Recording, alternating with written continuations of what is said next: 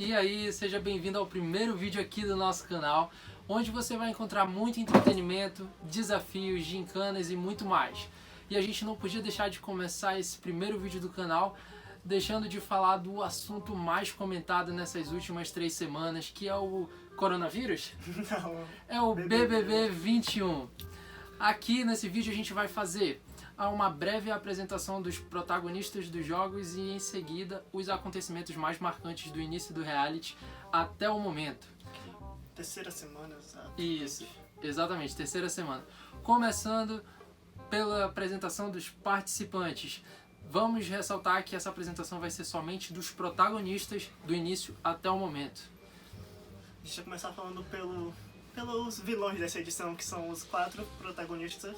É a Carol, conhecida como Jaque Platambá, a Lumenas, que todo mundo chama ela de Lumenas porque ela fala demais, o Projota, que é conhecido como Projac, e o Nego Di, que é o inimigo do riso, porque esse humorista não tá com nada.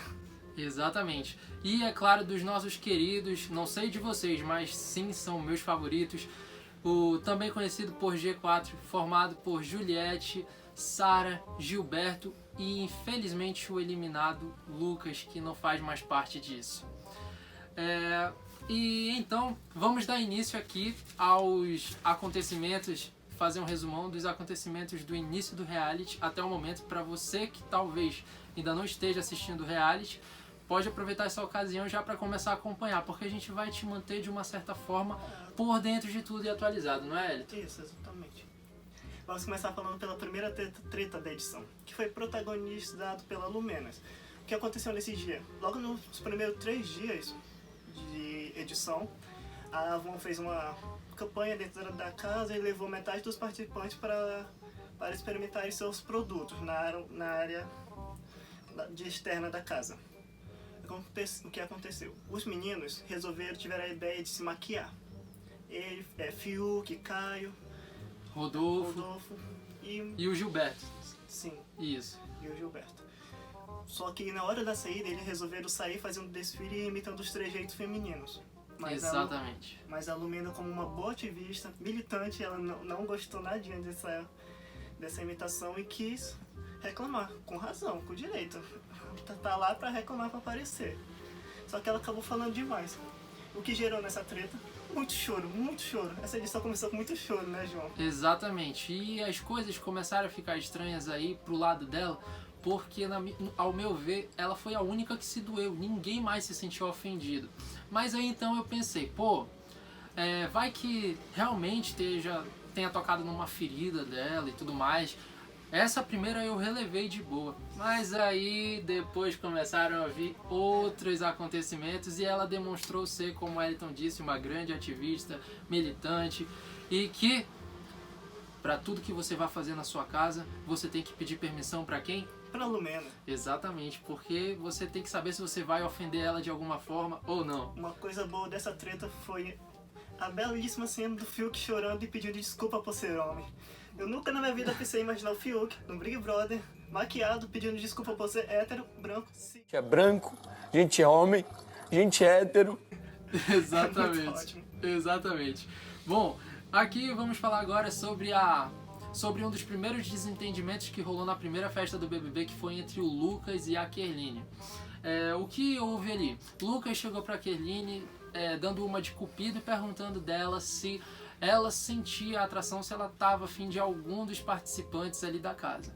Então ela, brincando, respondeu a ele: e se eu estiver afim do cupido? Logo o Lucas ficou: meu Deus, ela tá afim de mim, cara, e tudo mais. Lucas ficou perplexo, bebeu mais um pouco, curtiu ali a festa e então decidiu investir na Kerline. Decidiu chegar lá nela, na cara e na coragem.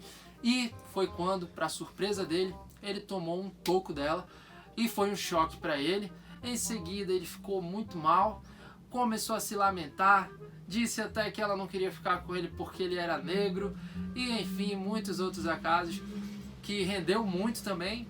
E basicamente foi isso, esse foi um dos primeiros desentendimentos ali que rolou na festa e teve muitos outros aí. Logo na segunda festa, o Lucas Penteado resolveu bolar sua estratégia. A estratégia era boa, só que eu acho que chegou num momento muito ruim, porque início de edição, todo mundo tá muito unido, todo mundo tá se conhecendo, não dá pra pegar seus aliados. A estratégia deles era juntar os negros contra os brancos. Ele já tinha tentado logo antes com o Nego Di juntar as mulheres contra os homens. Não foi aceito também. E essa, muito menos, porque no meio de uma festa, onde as pessoas queriam se divertir, ele chegou pro Projota e pro Nego Di querendo botar esse seu plano em ação. Claro que não deu certo, eles não aceitaram. O que gerou uma grande confusão na casa, porque taxaram ele como vilão, queriam excluir, e isso não foi a menor coisa que ele começou fazendo. Exatamente isso, Elton. E aí a gente já puxa esse gancho para começar a falar do que realmente começou a puxar toda essa polêmica para edição, toda a audiência que está tendo hoje, que querendo ou não, isso faz muito parte de toda a proporção que levou a audiência do BBB 21 tá sendo avassaladora. Que foi o quê?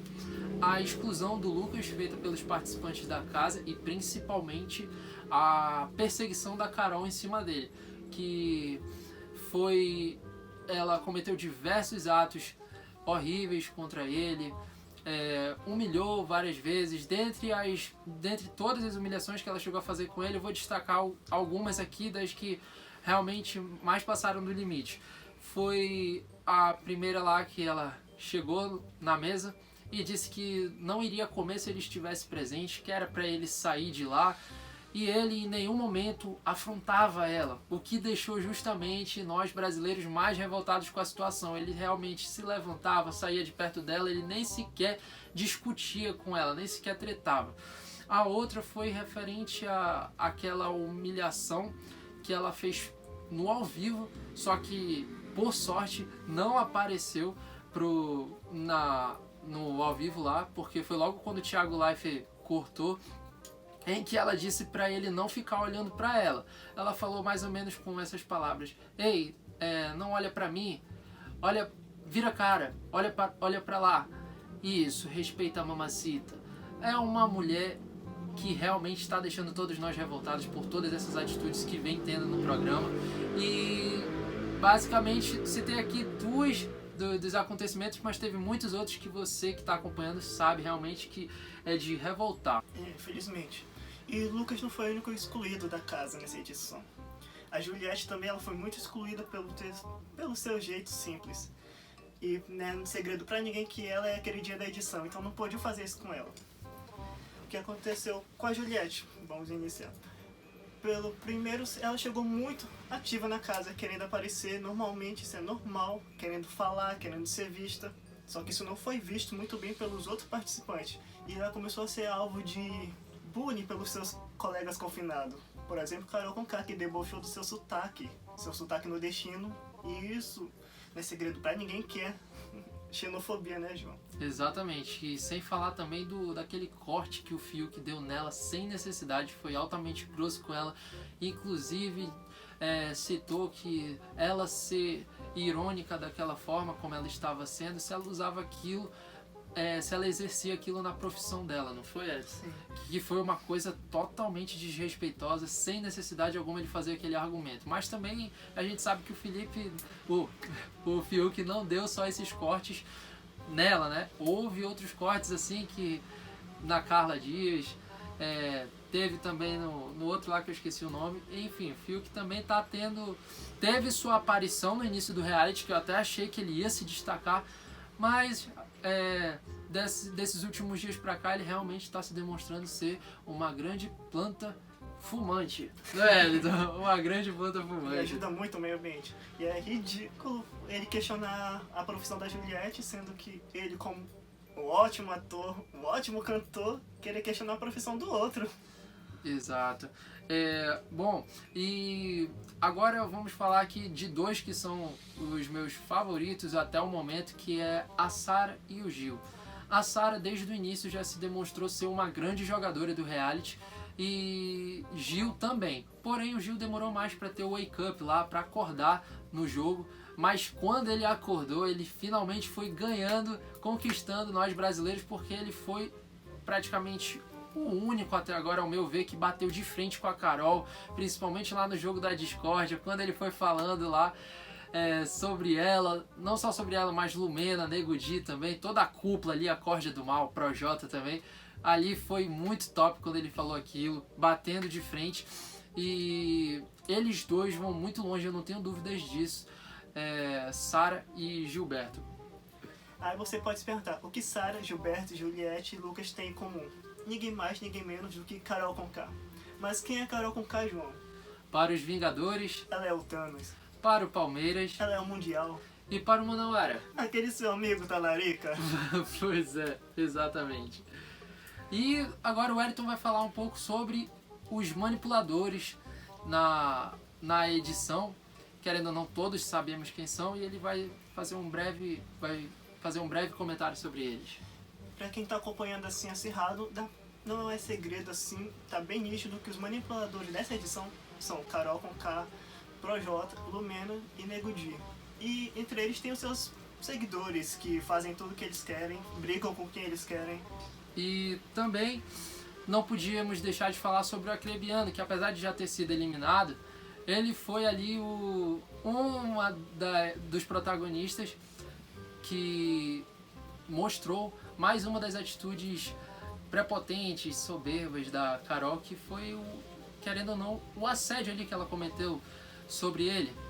E pra você que discorda, é visível, cara. Ela indo ali pra cima dele, abraçando, agarrando.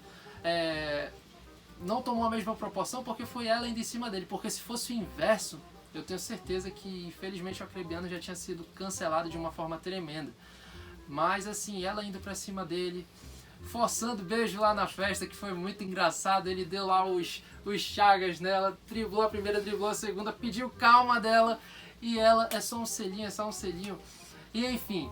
E qual foi o desfecho dessa história? Todos nós sabemos que, inclusive, revoltou lá os demais participantes da casa, que falaram que o Acrebiano não soube se impor, que era para ele ter conversado com a Carol e com a Carla Dias, mas infelizmente ele só soube se pronunciar no ao vivo. Inclusive alguns acham que também isso que foi o que acabou prejudicando ele, porque era para ele ter se imposto ali logo após os acontecimentos e não no ao vivo. E particularmente... eu também acho isso, ele foi muito planto o Acrebiano, desde o início eu achei ele muito parado, não é à toa que todos nós sabemos que quem é planta em reality show só tem um fim, ou é eliminado logo no início, ou consegue se manter até o final, sendo ali imunizado, seja como líder, ou então pelo anjo, mas não ganha o prêmio, tem que ir com outro tipo de estratégia, porque planta não funciona mais. E depois que o Acrebiano resolveu acordar pro jogo, dando chega pra lá na Carol, ela acabou colocando ele contra a casa, porque ela tem seus seguidores e com quem ela briga, todos começam a brigar também. Exatamente. O que levou o Acrebiano a levar 9 votos na edição, nesse último domingo. Isso, na primeira semana levou 8, na segunda 9, o que acabamos chegando na conclusão que ele foi num paredão injusto. Por mais que eu ache a estratégia dele de jogo péssima, ele poderia ter ido muito mais longe no jogo e até, quem sabe, né, Elton, ter mostrado realmente quem ele é. Tava ali pra jogar.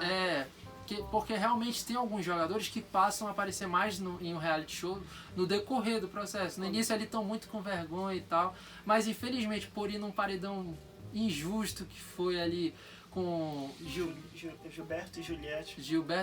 Dois grandes nomes da edição, fortes candidatos a finalistas. Exatamente, ele teve o azar e acabou saindo do programa.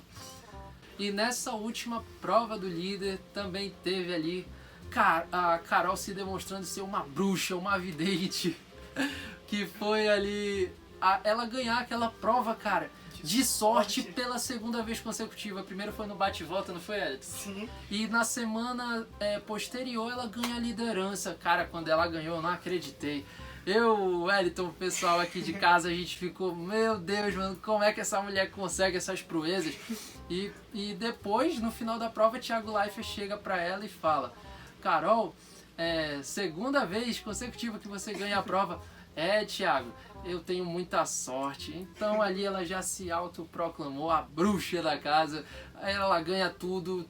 Pra gente ter essa Carol fora do reality de uma vez por todas, a gente tem que torcer pra ela ser mandada diretamente pro paredão por um líder, pra não conseguir se salvar, ou não participando de uma prova de liderança de sorte, porque se for sorte, Ela ganha. vai dar ruim. E lembrando que por muito menos falavam que a Xuxa tinha pacto com... Exatamente. E enfim. Então, esse foi o primeiro vídeo do canal. E espero que você tenha gostado, não é, Elton? Continue acompanhando, sempre vamos estar atualizando vocês sobre o BBB e falando outras coisas em gerais. Exatamente. Deixa seu comentário, é muito importante, nos ajuda muito no engajamento. E não esquece de deixar o seu like e compartilhar com seus amigos para ajudar o nosso canal a crescer cada vez mais. Agora comenta aí quem você acha que a Carol vai indicar nesse paredão de hoje à noite. Exatamente. Valeu!